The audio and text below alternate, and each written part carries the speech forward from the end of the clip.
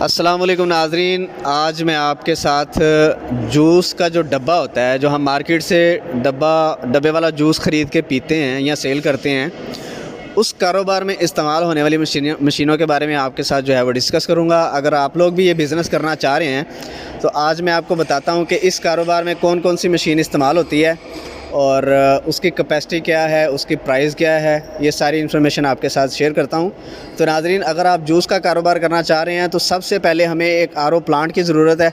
ठीक है, ये आप देख रहे हैं, ये आरओ प्लांट है जो पानी को फ़िल्टर करता है, पानी को साफ़ करता है। ठीक है, हमें सबसे पहले इस मशीन की ज़रूरत है, क्योंकि अगर आप नॉर्मल पानी में जूस बनाएंगे बग़ैर आरओ फ़िल्टर के, जो पानी होता है, आप किसी भी मोटर से पानी या टूटी से पानी लेंगे या किसी नलके से पानी लेंगे, उसके अंदर आप जो जूस तैयार करेंगे और आरओ प्लांट के पानी में जो जूस तैयार करेंगे उसमें बहुत ज़्यादा जायके का भी फ़र्क होता है और इसके अलावा जूस की जो शेल्फ़ लाइफ है उसमें भी काफ़ी फ़र्क होता है। तो ये आरओ प्लांट होता है, ये कम से कम हम 500 लीटर 1 घंटे की प्रोडक्शन वाला आरओ प्लांट बनाते हैं और इसके साथ 2 स्टोरेज टैंक होते हैं। एक जिसने पीछे से मोटर से पानी लेना है, यानी कि रॉ वाटर लेना है, और उसने फिर उस टैंकी से, उस स्टोरेज टैंक से पानी आएगा इस आरओ प्लांट के अंदर जो फ़िल्टर होगा, और उसके बाद फिर फ़िल्टर शुदा पानी एक आगे स्टोरेज टैंक होता है जिसमें वो फ़िल्टर शुदा पानी स्टोर हो जाता है।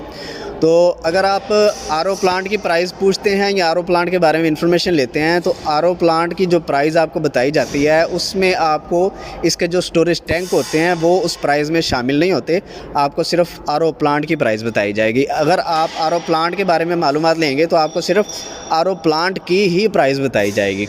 अगर इसके अलावा अगर आपको बोतल की फिलिंग लाइन चाहिए, अगर आप मिसाल के तौर पे मिनरल वाटर का कारोबार करना चाह रहे हैं, आप जूस का नहीं करना चाह रहे, आप मिनरल वाटर का कारोबार करना चाह रहे हैं, तो मिनरल वाटर के कारोबार में ये एक आरओ प्लांट इस्तेमाल होता है और इसके साथ बोतल भरने के लिए आगे में मैनुअल फिलिंग टेबल लगा लें अपने बजट के हिसाब से, या फिर आप जो है वो बोतल की जो फिलिंग लाइन होती है ऑटोमेटिक, जो फिलिंग भी करती है, बोतल को ढक्कन भी लगाती है और बोतल के ऊपर जो लेबल होता है उसको श्रिंक भी करती है। तो उन चीज़ों की प्राइस अलग होती है। अगर आप मुझे कॉल करके पूछेंगे सर आरओ प्लांट की प्राइस क्या है या आरओ प्लांट की इन्फॉर्मेशन दे दें, तो मैं आपको सिर्फ आरओ प्लांट की जस्ट इन्फॉर्मेशन दूंगा। अगर आप मुझसे पूछेंगे कि अगर मुझे बोतल भरने के लिए मैनुअल फिलिंग टेबल चाहिए तो उसकी इन्फॉर्मेशन दें या उसकी प्राइस बताएं, तो फिर मैं आपको उसकी प्राइस अलग से बताऊँगा। ठीक है, तो ये एक चीज़ हो गई आरओ प्लांट। ठीक है, इसके बाद हमें एक जूस भरने के लिए इसके बाद हमें एक जूस का मिक्सर बॉयलर चाहिए जिसमें हमने जूस को तैयार करना है। तो जूस का मिक्सर बॉयलर आपको दिखाता हूँ जी। ये जूस का मिक्सर बॉयलर है, ये डबल जैकेट है, इसकी कैपेसिटी 1000 लीटर है। आप अपने बजट के हिसाब से इससे छोटा बनवाना चाहें या इससे बड़ा बनवाना चाहें बनवा सकते हैं। तो ये 1000 लीटर का जूस का मिक्सर बॉयलर है, डबल जैकेट है और ये स्टील बॉडी है, फूड ग्रेड है।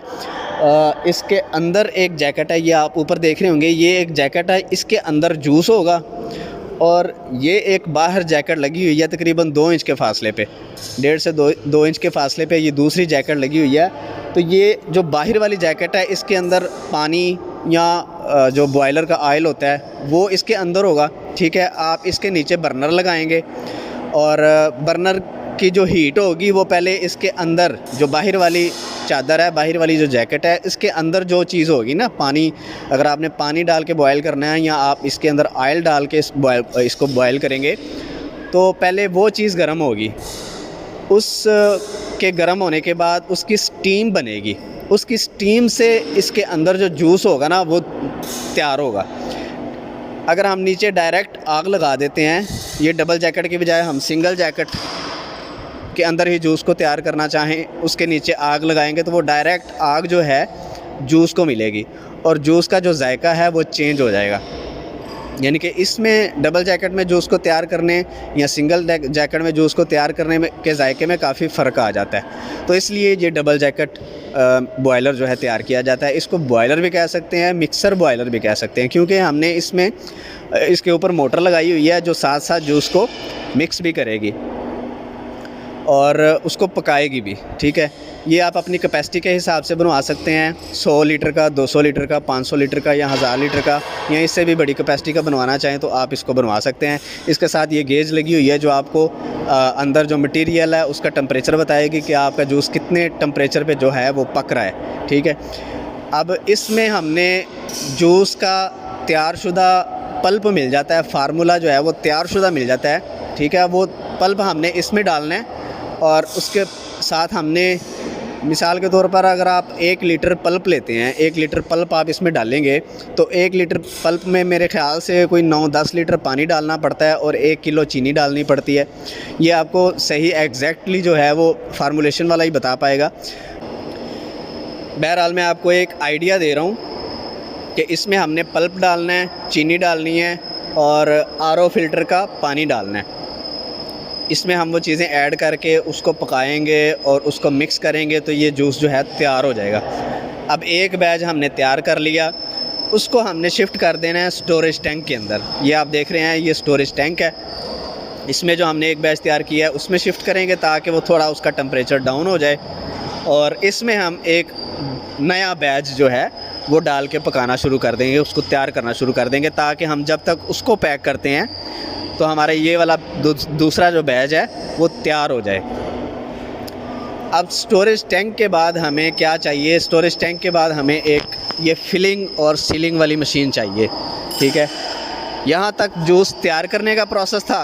अब इसके आगे अगर हमने डब्बे में जूस को पैक करना है तो डब्बे वाली फिलिंग और सीलिंग मशीन लगाएंगे। अगर हमने बोतल में जूस को भरना है तो बोतल को भरने वाली फिलिंग लाइन लगाएंगे, ठीक है। तो ये जो मशीन है ये डबल नोज़ल है, ठीक है। इसके साथ यहाँ पे देखें ये डबल नोज़ल लगी हुई है। अब उस स्टोरेज टैंक से हम जूस को कन्वर्ट करेंगे इसके ऊपर जो इसका स्टोरेज टैंक है इसमें कन्वर्ट करेंगे तो यहाँ से ये डबल नोज़ल की फिलिंग होगी जूस के डब्बे में और डब्बा आगे यहाँ पे आके सील हो जाएगा। मार्केट से आपको जो डब्बा मिलता है वो सेंटर सील लगा हुआ मिलेगा, ऊपर से और नीचे से ओपन होगा। तो हमें पहले सारे डब्बे जो हैं एक सेपरेट सीलर मैं आपको दिखा देता हूँ, दूसरी साइड पे पड़ा हुआ है, आ जाए भाई। ये एक सीलर उस फिलिंग और सीलिंग मशीन के साथ देते हैं। तो आपने पहले सारे डब्बे जो हैं नीचे वाली साइड से इस मशीन से सील कर लेने हैं, ठीक है। अब नीचे से भी सील हो गया, सेंटर से भी डब्बा सील हो गया, ऊपर से ओपन रह गया। तो आ जाए, अब उस डब्बे को हम यहाँ रखेंगे, इस कन्वेयर के अंदर जो सांचे बने हुए हैं यहाँ पे हम उस डब्बे को रखेंगे।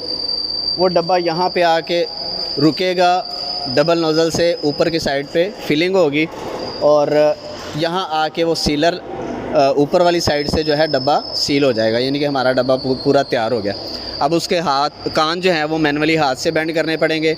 मैनुअली हाथ से बेंड करने के बाद आप उसको स्ट्रा लगाना चाहें तो स्ट्रा भी मैनुअल लगाना पड़ेगा। उसके बाद हम उसको ट्रे में रखेंगे, जो हम 24 डब्बे की या 27 डब्बे की ट्रे बनाते हैं उस ट्रे के अंदर हम उस डब्बे को रखेंगे। 24 डब्बे वाली ट्रे बनाना चाहें या 27 डब्बे वाली ट्रे बनाना चाहें तो उस ट्रे में हम रख के उसको ऊपर लेमिनेशन करेंगे।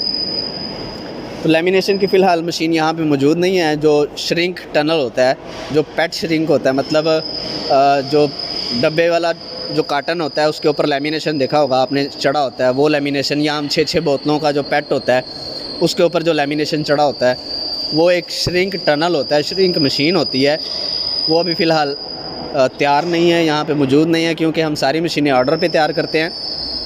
तो जिस कस्टमर को जिस मशीन की ज़रूरत होती है हम उतनी ही तैयार करके देते हैं। अब ये मशीनें जिन्होंने तैयार करवाई हैं उनको आरओ प्लांट की ज़रूरत थी, ये डब्बे की फिलिंग और सीलिंग वाली मशीन की ज़रूरत थी, जूस के मिक्सर बॉयलर की ज़रूरत थी, इसके अलावा जूस का स्टोरेज टैंक की ज़रूरत थी। इसके अलावा भी काफ़ी सारी मशीनें होती हैं जो जूस के कारोबार में इस्तेमाल होती हैं। जैसा कि अगर आप डब्बे के ऊपर एक्सपायरी डेट लगाना चाहें तो एक्सपायरी डेट प्रिंटर की ज़रूरत भी है, वो भी आपको चाहिए। अगर आप क्या नाम है उसका, श्रिंक टनल का मैंने आपको बता दिया है, जो 6-6 बोतल का या जो 24 डब्बे की या 27 डब्बे की ट्रे होती है उसके ऊपर रैपर को श्रिंक करती है, वो श्रिंक टनल भी आपको चाहिए। इसके अलावा नाज़रीन एक और मशीन होती है जिसे होमोजेनाइज़र मशीन कहते हैं। होमोजेनाइज़र मशीन का काम क्या होता है कि उसने जूस और पानी को एक जान करना होता है। आपने अक्सर देखा होगा कि कुछ अरसे बाद अगर हम बोतल में या डब्बे में जूस को पैक करते हैं तो कुछ अरसे के बाद पानी ऊपर रह जाता है और जूस नीचे बैठ जाता है। तो उस चीज़ को दोनों को मिलाने के लिए, यानी कि पानी को और जूस को एक जान करने के लिए, ताकि वो कभी एक दूसरे से जुदा ना हो, बिल्कुल अच्छे से मिक्सिंग हो, वो होमोजेनाइज़र मशीन होती है जिसमें से हम जूस को गुजारते हैं तो वो उसको एक जान कर देती है। तो नाज़रीन, इसके अलावा आपको बताता चलूँ कि अगर आपने इस जूस के बिज़नेस के साथ ही मिनरल वाटर का बिज़नेस भी करना हो तो आप मैनुअल फिलिंग टेबल लगा लें, ठीक है, जिसमें आप मिनरल वाटर भी भर सकते हैं, क्योंकि ऑलरेडी आपके पास आरओ प्लांट तो लगा ही हुआ है। तो जूस का जो मिनरल वाटर है, जूस का जो आरओ प्लांट है, इसके साथ साथ आप मिनरल वाटर का बिज़नेस भी कर सकते हैं। और उसके लिए अगर आपके पास बजट कम है तो आप सेपरेट एक मैनुअल फिलिंग टेबल लगा लें।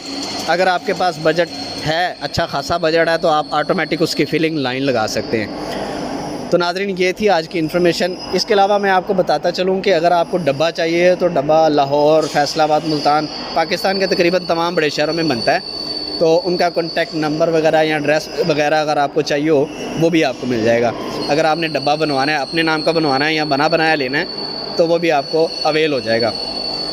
और इसके अलावा जो इसका पल्प होता है, जिससे हम जूस तैयार करते हैं, जो जूस का मेन एक चीज़ है जिससे हमने जूस बनाना है, वो जूस भी आपको, मतलब वो पल्प भी आपको लाहौर से मिल जाएगा। अगर उनका भी एड्रेस या कॉन्टैक्ट नंबर चाहिए तो वो भी आपको प्रोवाइड कर देंगे। नाज़रीन, इसी के साथ इजाज़त चाहूँगा। मिलते हैं किसी नेक्स्ट वीडियो के साथ, तब तक के लिए